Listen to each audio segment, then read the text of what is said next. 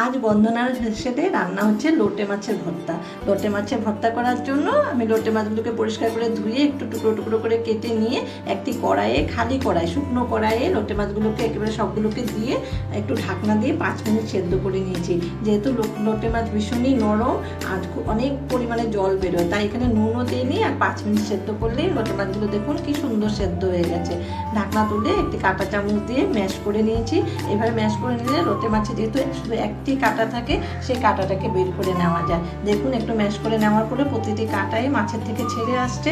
এক এক করে প্রত্যেকটি কাঁটাকে এইভাবে একটি কাঁটা চামচের সাহায্যে তুলে নিচ্ছি। এভাবে তুলে নিলে লোটে মাছে আর কোনো কাঁটা থাকবে না, খাবার সময় মুখে কোনো কাঁটাও পড়বে না, ভীষণই ভালো লাগে খেতে। আমি আজকে লোটে মাছের ভর্তা করছি। অনেকে লোটে মাছের ঝোলও করে, এরপরে লোটে মাছকে একটু টুকরো টুকরো করেও রান্না করা যায়। যেহেতু লোটে মাছ ভীষণই নরম, তাই ভেঙে যায়, কিন্তু টুকরো করে রান্না করলেও ভীষণ ভালো লাগে খেতে। একদম আস্তে আস্তে থাকবে ওইভাবে রান্না করলে। আমার আগের ভিডিওতে দেওয়া আছে কীভাবে লোটে মাছকে রান্না করলে একেবারে আস্ত টুকরো টুকরো হয়ে থাকবে। আমার আবার সেটাই পছন্দ। আপনাদের কার কীরকম লোটে মাছ খেতে পছন্দ সেটা একটু কমেন্টে জানাবেন। আমি দেখুন এখানে সরষের তেল দিয়েছি কড়াইয়ে। তেলকে গরম করে, খুব বেশি গরম করিনি, একটু কাঁচা সরষের তেলে এটা ভালো লাগে।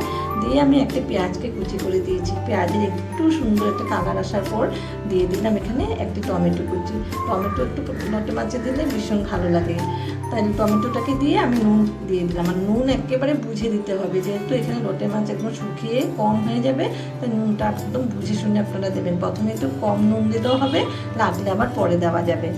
দিয়ে ভালোভাবে টমেটো আর পেঁয়াজ যখন একটু নরম হয়ে আসছে, শুকনো মশলা দিয়ে দিচ্ছি। শুকনো মশলায় আমি দিয়েছি হলুদের গুঁড়ো দিয়েছি 1/2 চামচ, 1 চামচ দিয়েছি ধনে গুঁড়ো। ধনে গুঁড়োর সাথে আমি সামান্য একটু জিরে গুঁড়ো মিশিয়ে দিয়েছি। দিয়ে দিয়েছি কাশ্মীরি লঙ্কার গুঁড়ো, সুন্দর কালার আসবে। আর এমনি লঙ্কার গুঁড়ো এখানে দিয়েছি, দুটোই দিয়েছি একসাথে মিশিয়ে। দিয়ে ভালোভাবে সবগুলোকে একসাথে মিশিয়ে এখানে আমি দেখুন লোটে মাছগুলোকে দিয়ে দিচ্ছি। যেহেতু লোটে মাছ রান্না করার সময় নিচে লেগে যাওয়ার ভয় থাকে, তাই খুব ভালো করে নাড়াচাড়া করতে হবে। এভাবে নেড়ে চেড়ে দেখুন লোটে মাছকে ভালোভাবে মিশিয়ে নিচ্ছি। কাছেই দাঁড়িয়ে থাকতে লাগে লোটে মাছ রান্না করার সময়, কিন্তু আমি একটু দূরে চলে গেছিলাম, তাই দেখুন আমার কড়াই এইভাবে লেগে গেছে। তো লেগে গেলে তখনই বোঝা যাবে যে না, এটা জলটাও শুকিয়ে আসছে আর এই ভর্তাটা একেবারে পারফেক্ট হয়ে গেছে। দেখুন আমার লোটে মাছের ভর্তা পুরোপুরি রেডি হয়ে গেছে। উপর থেকে আমি একটু গরম মশলা দিয়েছি। আপনাদের যদি লোটে মাছের গন্ধ ভালো লাগে তাহলে গরম মশলা না দিলেও চলবে। আর উপর থেকে ধনেপাতা কুচি, 2টো চেরা কাঁচা লঙ্কা দিয়ে ভালোভাবে মিশিয়ে নামিয়ে নিলে রেডি হয়ে গেল লোটে মাছের ভর্তা। আপনাদের যদি আমার রেসিপিগুলো দেখতে ভালো লাগে তাহলে আমার চ্যানেলটাকে সাবস্ক্রাইব করে আমার পরিবারের সদস্য হয়ে যাবেন।